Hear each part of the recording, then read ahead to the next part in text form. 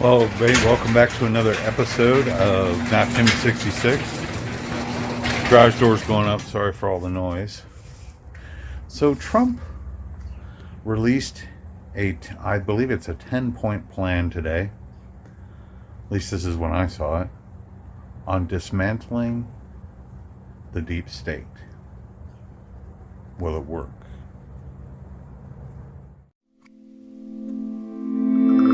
So, in the interest of accuracy, in the interest of making sure that I don't miss anything on this, I want to go ahead and switch over to this setting for you guys. And let's dig into this. So the first thing I want to do is let you guys kind of see an overview of what I'm looking at here. And this is actually from NewsX. Says Trump releases a plan to dismantle the American deep state. Trump unveils a plan to dismantle the deep state, proposing sweeping reforms in federal agencies, FISA courts, and government accountability to curb Washington corruption. Here's my point on this whole thing as I go through it. Do we trust it? Let's move forward. So, kind of as an overview, in recently released statement, Donald Trump laid out executive plan aimed at what he called dismantling the so-called deep state, reclaiming American democracy from Washington's corruption.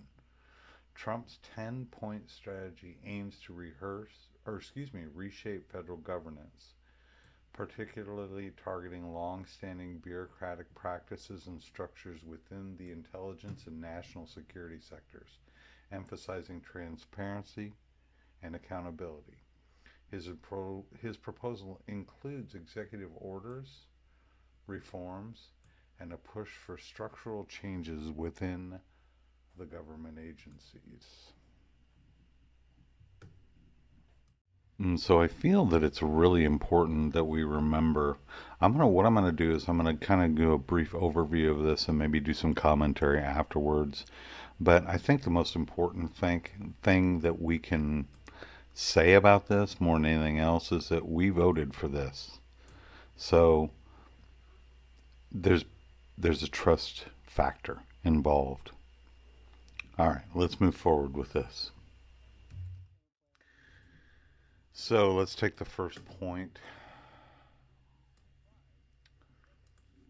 Reinstating presidential authority over the federal bureaucracy. Trump's first step, he says, is to immediately reissue his 2020 executive order, which previously aimed to restore presidential authority to remove government employees he viewed as rogue bureaucrats.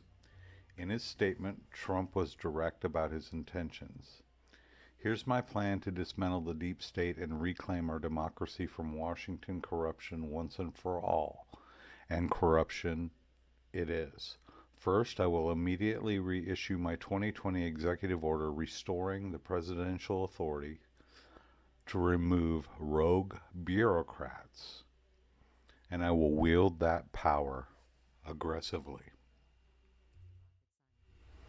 So that would be where we would ask ourselves, do we trust him? Because it sounds like it's quite a bit of authority. Overall, I think this is a really excellent plan, mainly because it's going to promote transparency and allow us to see and know a lot more, at least that's by design, of what's going on within our own government. So another step he's going to do is reform the FISA courts. In his third proposal, Trump addressed the Foreign Intelligence Surveillance Act, or FISA courts, which grant intelligence agencies authorization to conduct surveillance. Now, he's criticized the FISA courts as being complicit in what he describes as fraudulent warrant applications, saying we will totally reform the FISA courts, which are so corrupt that the judges seemingly do not care when they are lied 2. In warrant application. Trump does suggest that many FISA judges are aware that inaccuracies in these applications, but fail to take corrective actions to practice. Excuse me, but they fail to take corrective actions, a practice he pledges to change.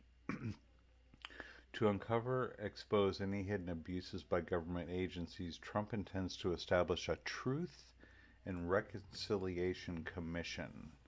This commission, according to Trump, would work to declassify and publish documents that reveal what he calls deep state buying, censorship, and corruption. This is what he stated. We will establish a Truth and Reconciliation Commission to declassify and publish all documents on the deep state's buying, censorship, and corruption.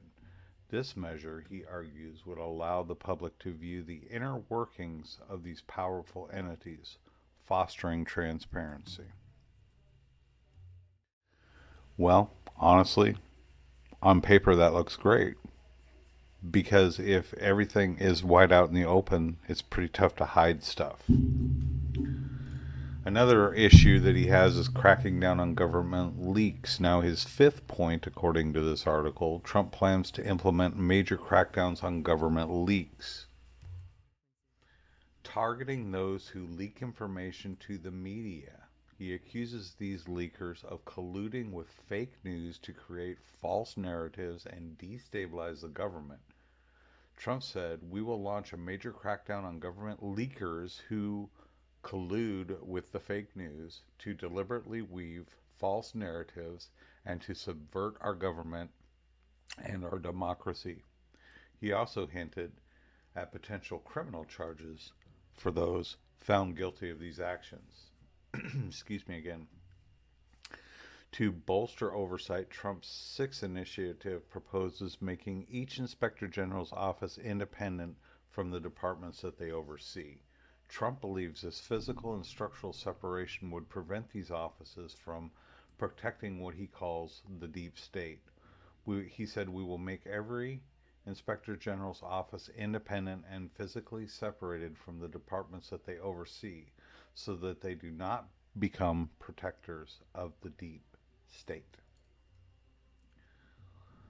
This is a big one. Monitoring intelligence agencies. Trump also wants Congress to establish an independent auditing system that will continually monitor intelligence agencies to ensure they are not involved in unauthorized spying on U.S. citizens or interfering with American political campaigns. Trump said, "I will ask Congress to establish an independent auditing system to continually monitor our intelligence agencies," he said, emphasizing the need to protect citizen privacy and to prevent unauthorized surveillance. And so here's a question for you guys on this next one. I think it's really important. It's under the title of Monitoring Intelligence Agencies. Get to that here. Trump also wants Congress to establish an independent auditing system that will continually monitor intelligence agencies to ensure that they are not involved in unauthorized spying on U.S. citizens. That's a good thing. Or interfering with American political campaigns. Another good thing. I will ask Congress to establish an independent auditing system to continually monitor our intelligence agencies, emphasizing the need to protect citizen privacy and prevent unauthorized surveillance. And also, this is one that gets me a little bit, in an effort to move the federal government functions away from Washington, D.C. So I guess that he feels that it's important to actually disperse these agencies so they're not all together, grouped together in Washington. Maybe he feels that feeds corruption and feeds, corruption. But it says, in an effort to move the federal government functions away from Washington, D.C., Trump's eighth proposal aims to relocate many government positions outside the Capitol. He highlighted his previous move of the Bureau of Land Management to Colorado as an example of decentralizing. As many as 100,000 government positions could be moved out, and I mean immediately, to places filled with patriots who love America.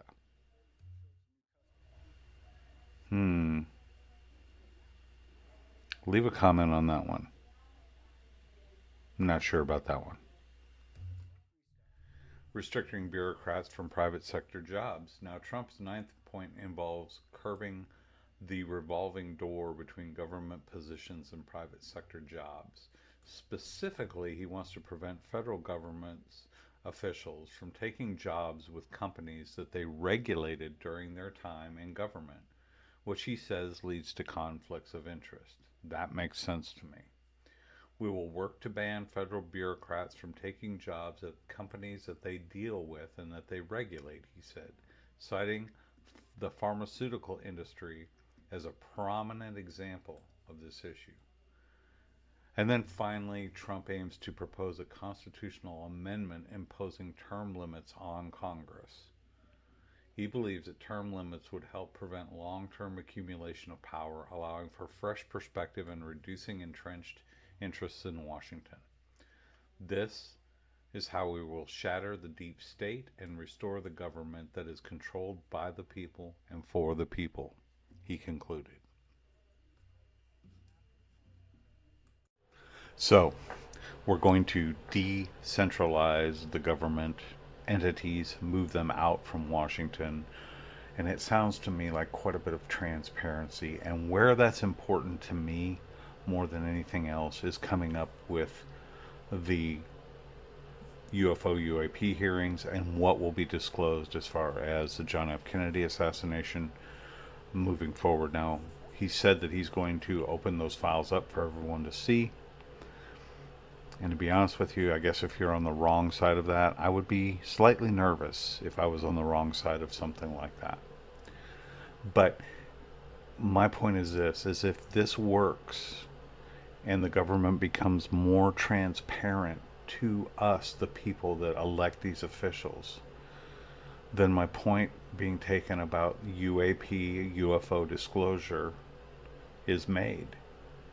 Simply put, if we have a government that believes in transparency and we have mechanisms in place that can allow for that transparency, then there's no place to hide that information, I hope.